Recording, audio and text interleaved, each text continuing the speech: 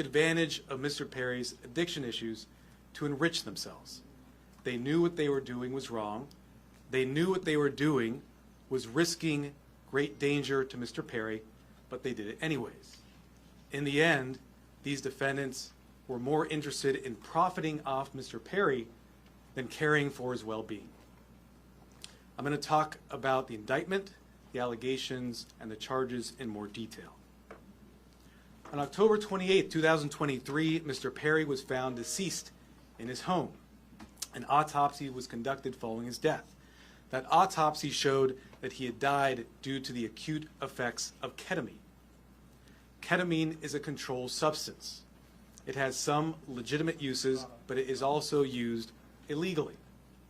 It is used by people seeking to disassociate from reality. It can cause serious health effects, serious health problems, including loss of consciousness, including spikes in blood pressure, and including respiratory issues that can deprive the brain of oxygen. For that reason, it is a drug that must be administered by medical professionals, and the patient must be monitored closely. That did not occur here. This investigation focused on who supplied the ketamine to Mr. Perry. As many of you know, Mr. Perry struggled with addiction in the past. And on many occasions, he sought help for his addiction issues. The investigation revealed that in the fall of 2023, Mr. Perry fell back into addiction, and these defendants took advantage to profit for themselves. The two lead defendants in this case are defendants Salvador Plasencia and defendant Jasvin Sanya. First, I'll talk about defendant Plasencia. Defendant Plasencia was a medical doctor. He worked with another medical doctor, defendant Mark Chavez, to obtain ketamine. He then worked with Mr. Perry's live-in assistant, defendant Kenneth Iwamasa, to distribute that ketamine to Mr. Perry. Over 2 months, from September to October 2023, they distributed approximately 20 vials of ketamine to Mr. Perry in exchange for $55,000 in cash. Defendant Plasencia saw this as an opportunity to profit off of Mr. Perry. He wrote in a text message in September 2023, quote, "I wonder how much this moron will pay." He also stated in text messages that he wanted to be Mr. Perry's sole source of supply. He wrote in a text message that he wanted to be Mr. Perry's, quote, "go-to for drugs." As a doctor, defendant Plasencia knew full well the danger of what he was doing. In fact, on one occasion, he injected Mr. Perry with ketamine, and he saw Mr. Perry freeze up and his blood pressure spike. Despite that, he left additional vials of ketamine for defendant Iwamasa to administer to Mr. Perry. Of course, defendant Iwamasa had no medical training to speak of. Defendant Plasencia knew what he was doing was harming Mr. Perry. He had spoken to another patient in mid-October 2023, and he told that patient that Mr. Perry was spiraling out of control with his addiction. Nonetheless, defendant Plasencia continued to offer ketamine to Mr. Perry. Likewise, defendant Sanya knew what she was doing was harming defendants and also Mr. Perry. She took advantage of Mr. Perry by selling large amounts of ketamine to Mr. Perry over a 2-week period in October of 2023.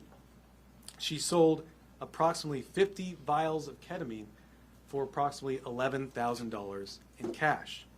She worked with a broker, defendant Eric Fleming, and also the live-in assistant, defendant Iwamasa, to distribute this ketamine. Sanya and the broker, defendant Fleming, saw this as an opportunity to profit off of Mr. Perry. In a text message, the broker wrote, quote, "I wouldn't do it if there wasn't a chance of me making some money for doing this." Defendant Sanya sold the batch of ketamine that resulted in Mr. Perry's death on October 28th. Officers later searched defendant Sonia's home. During that search, they found what amounted to a drug-selling emporium. They found 80 vials of ketamine, thousands of pills containing methamphetamine, cocaine, bottles of Xanax and other illegally obtained prescription drugs, and drug-selling paraphernalia, including scales and ledgers. As I mentioned, the defendants in this case knew what they were doing was wrong. When they'd refer to the ketamine, they used coded language. They'd refer to it using terms such as, quote, Dr. Pepper, or quote, bots, or quote, cans. Also, defendants Placencia and Chavez, as medical doctors, knew full well this was not the proper way to administer ketamine, and they even talked about that in their exchanges. And defendant Sonia also knew that she was doing something that caused great risk to Mr. Perry. In fact, during this investigation, we learned that several years before, in 2019, defendant Sonia had sold ketamine to another customer. That person died the same day. And a family member of that person sent a message to defendant Sonia telling her the cause of death was ketamine. Nonetheless, defendant Sonia continued selling drugs, including the ketamine that ultimately killed Mr. Perry. That other victim was a person named Cody McGlory. He died in 2019. As a result of this investigation, we have filed a drug distribution charge related to the death of Mr. McGlory. After Mr. Perry died, these defendants tried to cover up what they had done. On October 28th, after reading news reports of Mr. Perry's death, defendant Sonia wrote a text message to defendant Fleming saying, quote, delete all our messages. Likewise, after Mr. Perry's death, defendant Placencia falsified medical records and notes to try to make it look like what he was doing was legitimate. It was not. We have filed numerous federal charges against the 5 defendants. These charges include conspiracy to distribute ketamine, distribution of ketamine resulting in death, maintaining drug-involved premises for that drug-selling emporium the defendant Sonia had, altering and falsifying records related to a federal investigation for those false medical notes and records that defendant Placencia made, and multiple other drug trafficking counts. Of course, the defendants are presumed innocent until proven guilty. The penalties these defendants face are very significant. With regard to defendant Placencia, the statutory maximum sentence he faces is 120 years in federal prison. And with regard to defendant Sonia, the statutory maximum she faces is life imprisonment. By filing these extensive and serious charges, we are sending a clear message. If you are in the business of selling dangerous drugs, we will hold you accountable for the deaths that you cause. This is nothing new for us. Since 2022, my office has filed over 60 cases against drug dealers who've caused the death of another person. These cases are known as death resulting cases. They are labor-intensive cases, and we work with our law enforcement partners, including ones represented here today, to bring those cases. Our office is a national leader in bringing those cases. They're very important because every victim's life counts. If you are in the drug selling business and you're selling dangerous drugs, you are playing roulette with other people's lives, just like the 5 defendants here did to Mr. Perry. Defendants nowadays are on full notice that the products they sell could result in the death of another person. Therefore, if you're in the drug business, and despite these risks you continue in the drug business, you are pushed by greed to gamble with other people's lives, be advised, we will hold you accountable. I want to thank our partners in this case, the Los Angeles Police Department, the Drug Enforcement Administration, and the U.S. Postal Inspection Service. These investigators did a phenomenal job digging into the case, looking at every angle to develop a case, a strong case, against not only those who killed Mr. Perry, but also Mr. McLaury. I want to note that these cases are important and will continue to collaborate with our law enforcement partners to bring them, to ensure that justice is brought to every victim. And finally, let me thank the prosecutors responsible for the investigation and the prosecution of this case. Those are Assistant United States Attorneys Ian Yanello and Xiaohan Tsai. And now I'd like to introduce Chief of Los Angeles Police Department, Dominic Choi.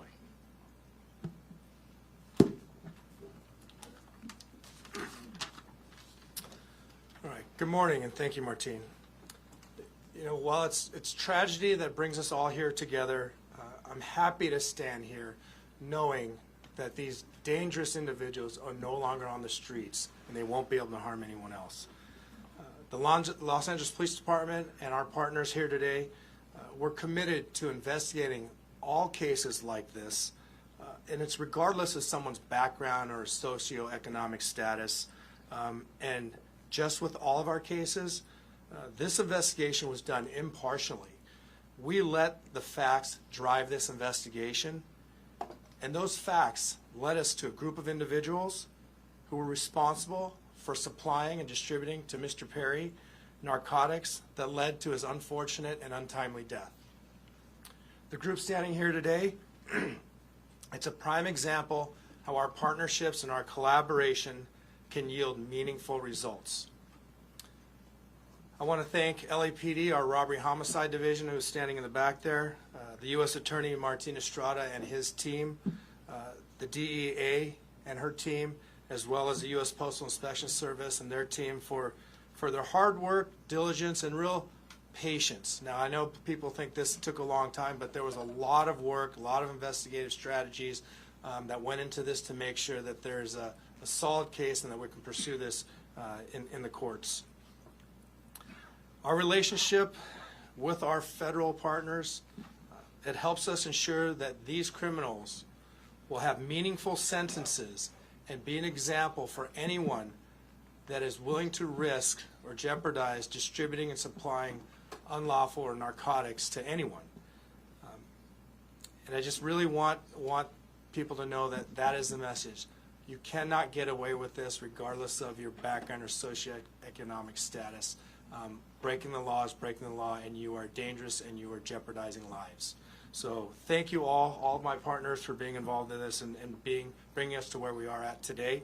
And at this time, I'd like to introduce DEA Administrator Ann Milgram.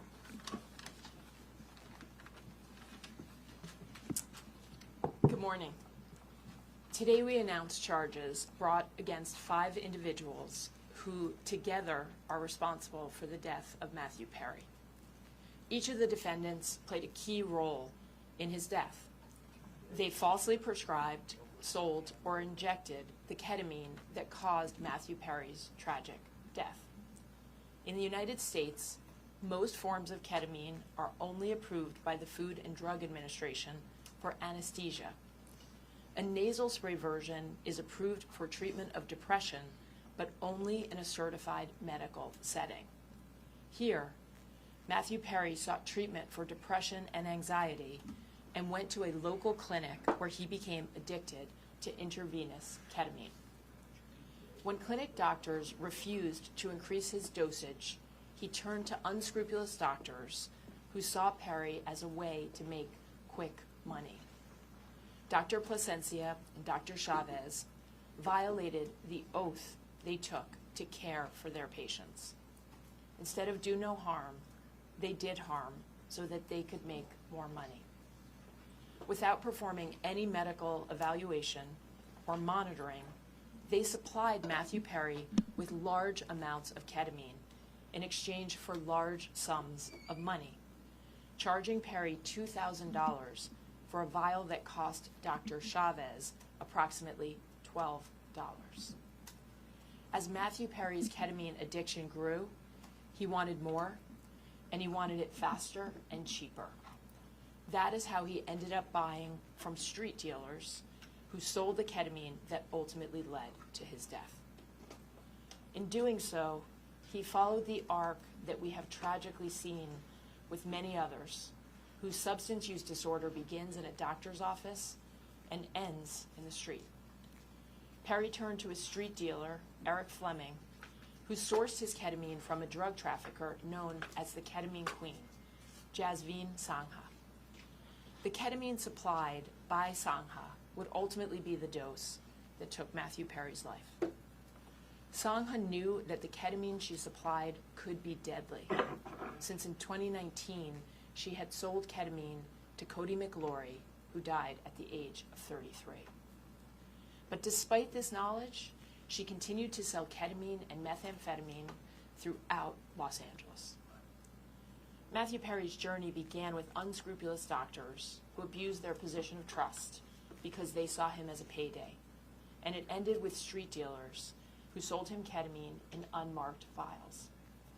The desperation that led Perry to these individuals was not met with help, as it should have been from the doctors, but instead it was met with exploitation. Exploitation by those who should have guided him toward help. This betrayal of trust is at the heart of this tragedy.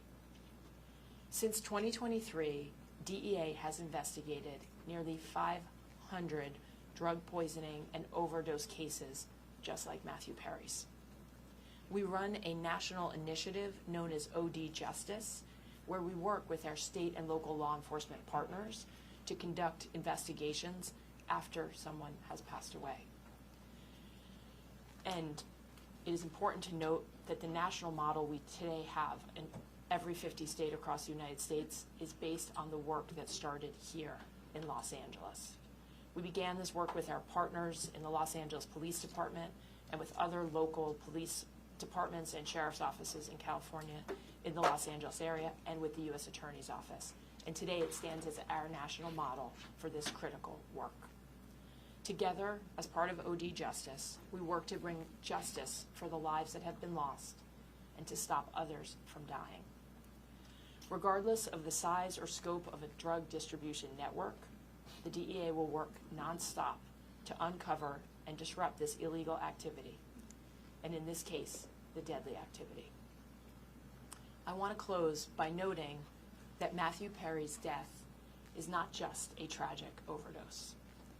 After his 2020 book openly discussed his struggles with substance use disorder, Matthew Perry told podcast host Tom Power that he would prefer to be remembered for helping people rather than for his work on Friends as Chandler Bing. And so perhaps what has happened and the tragic details that we are discussing today can help others and save lives. I want to thank the Los Angeles Police Department, the United States Postal Inspection Service, and the United States Attorney's Office in the Central District of California for their tremendous partnership and their outstanding dedication to this case. I also have the privilege of serving every single day with the men and women of the DEA, and today I want to particularly recognize the outstanding work of our Los Angeles Field Division, as well as our diversion investigators who tirelessly worked on this case to bring justice to the victims and the families. Thank you.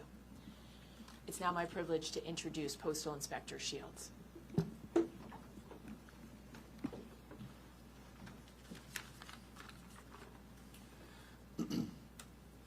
Good morning, and again, welcome.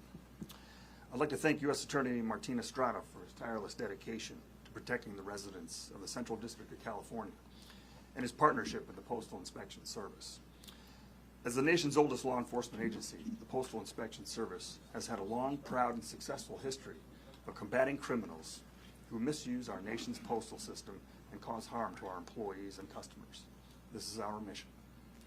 In this case, our agency, in partnership with the Los Angeles Police Department, the Los Angeles Drug Enforcement Administration, and the U.S. Attorney's Office, worked to seize, search, and analyze evidence that has culminated in arrests and a dismantling of the group that is responsible for providing the ketamine and the reported contributed to the death of Matthew Perry. In this case, these individuals knowingly and willfully distributed ketamine to Mr. Perry as he struggled to overcome addiction, which ultimately led to Mr. Perry's tragic demise. Unfortunately, every day in this country, families are grieving for their loved ones lost to drug overdoses. We want these families and the American public to know that the Postal Service will not be an unwitting accomplice to anyone using the U.S. mail to distribute illegal drugs or drug paraphernalia. The Inspection Service continues to work tirelessly to rid the mail of illicit drugs, fight drug trafficking and the associated violence, preserve the integrity of the mail, and most importantly, provide a safe environment to postal employees, customers, and the American public. The Postal Inspection Service is turning the tide against drug dealers. Detecting and stopping their shipments is only the beginning. Tracing illegal drugs back to the source and shutting them down is the ultimate mission. Once again, a tremendous thank you to our partners in federal and state and local law enforcement, as well as the U.S. Attorney's Office, for their continued collaboration and hard work in support of this mission. Thank you.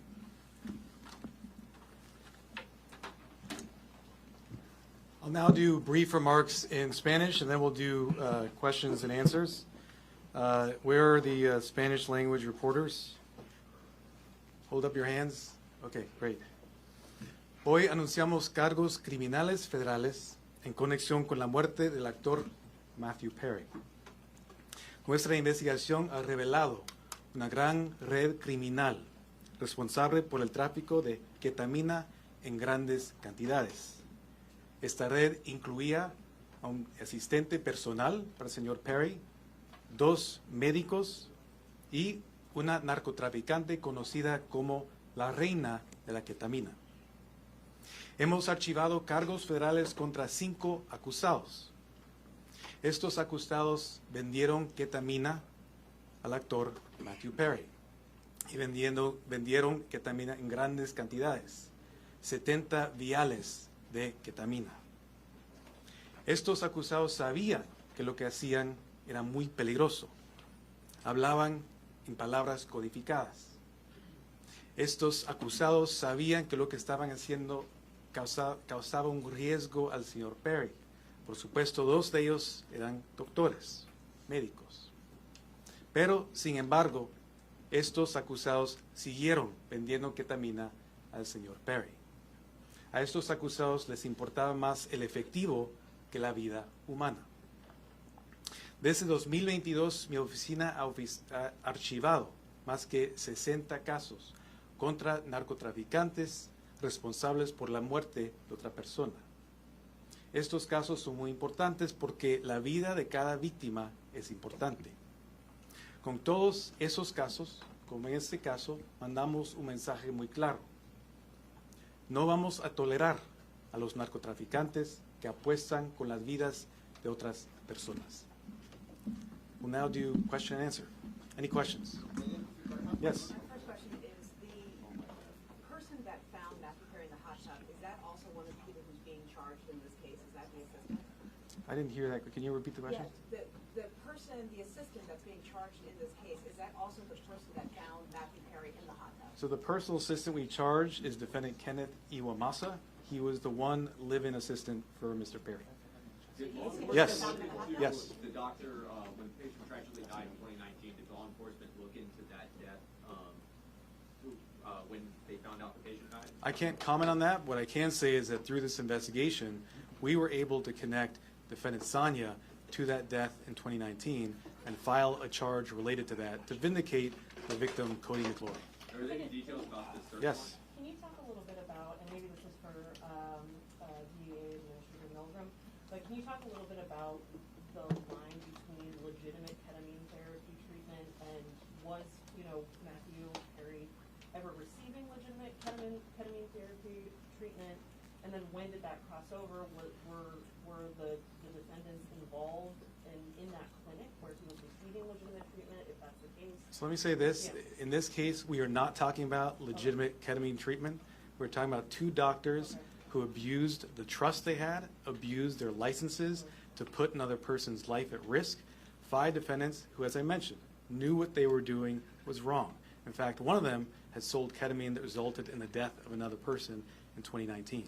Nothing about what we see today was legitimate, and that's why we filed criminal charges. Was he ever Yes.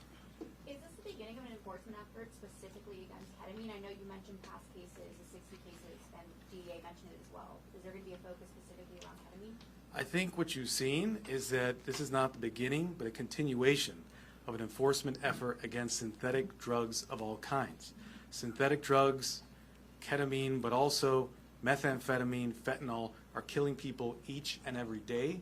We in law enforcement and with the U.S. Attorney's Office are on a campaign to address this and send a message that if you sell drugs, it results in the death of another person, the consequences will be severe. Any details about the search warrant?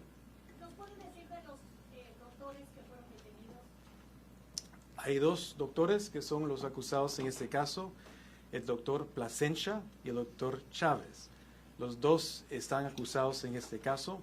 El doctor Plasencia fue arrestado hoy en la mañana. El doctor Chávez ya ha sido preso y también ya ha declarado su culpabilidad. Any details about the search warrant as to when it was executed, besides the drugs, any other items that may have been seized or recovered? So with regard to defendant Sanya, that search warrant was executed earlier this year. During that search, as I mentioned, we found not just 80 vials of ketamine, thousands of pills containing methamphetamine, cocaine, bottles of Xanax and other illegally prescribed drugs, and drug-selling paraphernalia. As I mentioned, it was a drug-selling emporium. You have your hand up in the middle. Yes, Nikki Smith with Entertainment Tonight. Are there any other celebrities involved in this investigation, and if so, who? I've mentioned the defendants in this case. We have 5 defendants. The lead defendants are defendants Jasvine Sanya, Salvador Plasencia. We also have defendants Mark Chavez, another medical doctor. We have defendant Kenneth Iwamasa and defendant Eric Fleming. We look at the evidence, we see where that goes. We don't charge people based on whether they're celebrities or not celebrities. We charge them based on the evidence. I think what my colleague here was getting at before is in the autopsy report that was made public about his death, there were 2 physicians who were listed as being involved in Mr. Perry's treatment prior to his death. One of them was involved in what appeared to be legitimate therapeutic use of ketamine. Is there any indication that the people who were doing the off-label recreational use were connected with the legitimate therapy he was getting at any point? And So what I'll tell you is, before we get to your second, what I'll tell you is that in our cases, we go where the evidence leads us. We also respect patient privacy. What I will say is an autopsy was conducted. That autopsy showed Mr. Perry died as a result of the acute effects of ketamine. I won't go into further detail about Mr. Perry's personal history. Okay. Yes. And then Were any of the 5 charged on your radar prior to Perry's overdose? I can't comment on that. What I will say is the investigation is ongoing, but what we're announcing today are serious federal charges against these 5 defendants, supported by an extensive investigation. Sir, can you clarify the relationship? This woman has been patiently had her hand up. Yes. Yes, Chavez was detained. When was he detained, and was it related to this case as well? Defendant Chavez is a defendant in this case. Right. We filed this morning a plea agreement for defendant Chavez. So he's already not entered, but we have a filed plea agreement for him. 2 other defendants, defendant Iwamasa, have also signed plea agreements. That plea agreement has been entered. And defendant Fleming has signed a plea agreement. That plea agreement has been entered. As I mentioned, the 2 lead defendants in this case are defendants Plasencia and defendant Sanya, who were arrested this morning. Yes, sir. No. There's the patient man behind you. Yes, sir. Fiscal, ¿nos puede identificar a los 5 detenidos y nos puede relacionar cómo comenzó la investigación con la reina de la ketamina en el 2019? Sí, hay 5 acusados y ya nombré los acusados. Hoy en la mañana 2 fueron arrestados. Fue la acusada Sanya y el acusado Plasencia, que fue un doctor médico. Sir, Yes. Yeah, there were reports this morning that the investigation could have uncovered other Hollywood celebrities who may have been buying from this same network. Is that accurate? Can you give us any sense of the customers that they were dealing with? So I can't comment on reports that are out there, their accuracy or inaccuracy. What I can tell you are the facts that we developed through our investigation. Those facts are what I've related to you this morning. Yes. You mentioned the queen of ketamine out of North Hollywood. What does that actually mean? How big was the network of people to whom she was selling narcotics, and specifically ketamine. What I can say about defendant Sonia, known as the ketamine queen, was that she was a major source of supply for ketamine to others as well as Mr. Perry. I think the fact that we searched her house and found a drug-selling emporium, including 80 vials of ketamine, would strongly suggest she was selling to many other individuals. Can you give a number, dozens, tens? I cannot, unfortunately, a number, no. Any evidence as far as this has gone outside? Let me, the gentleman there in the back. Extra TV, what has been Matthew's parents or family's reaction to the news coming out today? So I won't comment on specific statements made by victims' families. We value confidentiality. What I will say is that the work of our office is victim-driven. We work with victims, including their families, each and every day, not just on this case, but on all our cases, including the over 60 death-resulting cases I mentioned earlier. We have been in communication, and I will leave it at that. Yes? Hello, sir. Were all the defendants American citizens, and where were they sourcing their drugs? What I can say is that all the defendants, actually I can't comment on citizenship at this time. I can't comment on the sourcing either. I've given you the facts in terms of the drug selling. Yes, sir. With regard to the definition for the other victim, you see that his death was also a ketamine overdose. Did that investigation into his death link the investigation of Perry, or was it only after the death of Perry that you realized the link with Mr. Perry's death? Sure. It was through the investigation in this case, as the investigators did a thorough job, followed every lead, pulled every string to see what had occurred. They learned about the extent of defendant Sonia's criminal conduct and learned about the sale in 2019. And because of that investigation, we have filed a charge related to the death of victim McLaurie. And that's important because we want to vindicate all victims who suffered these types of tragedies. So how much?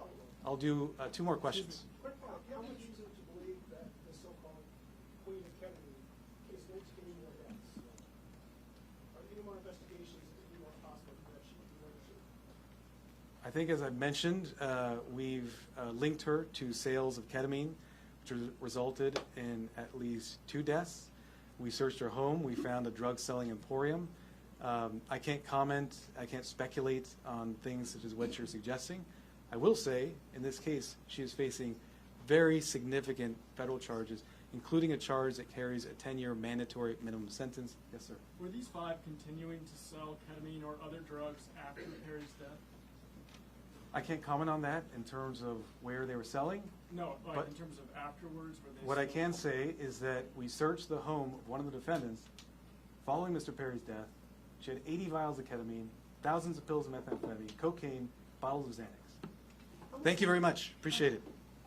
Can you just clarify the relation, really? Did the doctors work with the street dealers specifically, or was that a separate sale of ketamine, or were they connected? So last question, because you've been so patient. We charge a conspiracy here. The conspiracy is against all 5 defendants for selling ketamine to Mr. Perry. Thank you so much. All right, thank you, ladies and gentlemen. The press release is out. It's online. We've emailed it. It's on social media. So.